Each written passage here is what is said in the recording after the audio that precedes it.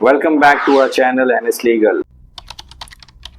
Friends, हमने अपने last video में डिस्कस करे थे what is the procedure to file domestic violence case. क्या प्रोसीजर है डोमेस्टिक वायलेंस केस फाइल करने का, हम किसके थ्रू कर सकते हैं और कहाँ कर सकते हैं।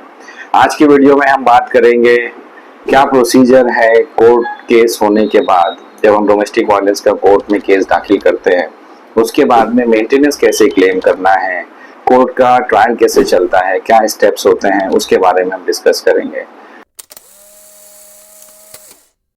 Let's begin. Friends, domestic violence का जब हम केस कोर्ट में दाखिल करते हैं तो कुछ इंपॉर्टेंट चीज़ें हैं जो हमें ध्यान रखना है।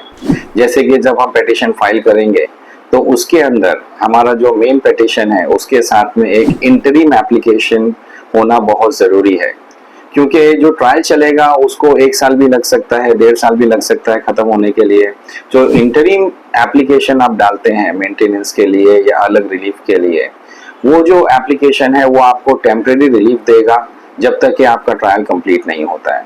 तो ध्यान रखिए कि इंटरिम एप्लीकेशन आपके मेन एप्लीकेशन के अंदर, पिटीशन के अंदर होना बहुत ज़रूरी है। और दूसरी चीज़, अपना टाइम बचाने के लिए जो सुप्रीम कोर्ट के गाइडलाइंस हैं, जो हम असेट एंड लायबिलिटी का एफिडेविट अभी मैंडेटरी है दोनों पार्टी के लिए, आप उसे भी साथ में पिटीशन के साथ दाखिल कर सकते हैं ताकि आपका जो ट्रायल है वो जल्दी ख़त्म हो, आपका कोई भी डेट वेस्ट ना हो।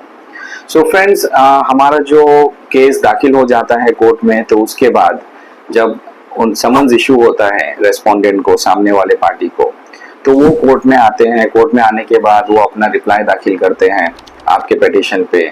उसके बाद में वो भी अपना एसेट एंड लायबिलिटी का एफिडेविट दाखिल करते हैं। उसके बाद में जो आपका जो इंटरिम मेंटेनेंस है, इंटरिम मेंटेनेंस जो आपने फाइल किया है और जो भी रिलीफ आपने मांगी है उसके ऊपर आर्ग्यूमेंट होता है। आर्ग्यूमेंट होने के बाद में जज को जो भी जज का डिस्क्रिप्शन होता है आपके आर्ग्यूमेंट के हिसाब से, उसके ऊपर जज ऑर्डर पास करता है। और मोस्टली जो इंटरिम मेंटेनेंस होता है वो होता है टेम्परेरी मॉनेटरी रिलीफ के लिए, कि आपको मेंटेनेंस का खर्चा दिया जाए, बच्चों का एजुकेशन है या जो भी मेडिकल एक्सपेंसेस है उसके लिए इंटरिम टेम्परेरी, जब तक आपका कोर्ट केस खत्म नहीं होता उस वक्त तक आपको वो रिलीफ मिलती है। फ्रेंड्स, आपका इंटरिम मेंटेनेंस होने के बाद में आपको अपना एविडेंस दाखिल करना होता है कोर्ट में। एविडेंस के बाद में आपका क्रॉस क्वेश्चनिंग होता है सामने वाले वकील के पास से, और आपके कोई और विटनेस हैं तो उनका भी एविडेंस दाखिल करके उनका भी क्रॉस को एग्जामिनेशन होता है। फिर आपका जब क्लोज हो जाएगा एविडेंस तो आपके जो सामने वाली पार्टी है, रेस्पोंडेंट है, उनका एविडेंस आने का वक्त होता है। फिर वो एविडेंस फाइल करते हैं और आपका एडवोकेट उनको क्रॉस एग्जामिनेशन करेगा। उनके कोई विटनेस है तो सेम प्रोसीजर जैसे आपका हुआ वैसे उनका होगा, और सारे प्रोसीजर, सारे स्टेप्स कंप्लीट होने के बाद फाइनल आर्ग्यूमेंट होता है, और फाइनल आर्ग्यूमेंट के बाद में जजमेंट पास होता है।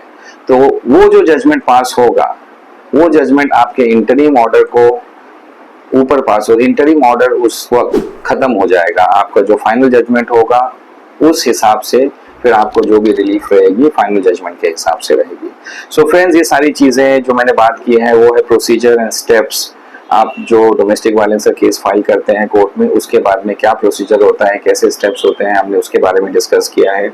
और हम ऐसे लीगल वीडियोस अपने सब्सक्राइबर्स के लिए, जनरल पब्लिक के लिए लाते रहेंगे ताकि आपको लीगल नॉलेज आपका बढ़ता रहे। Thank you very much.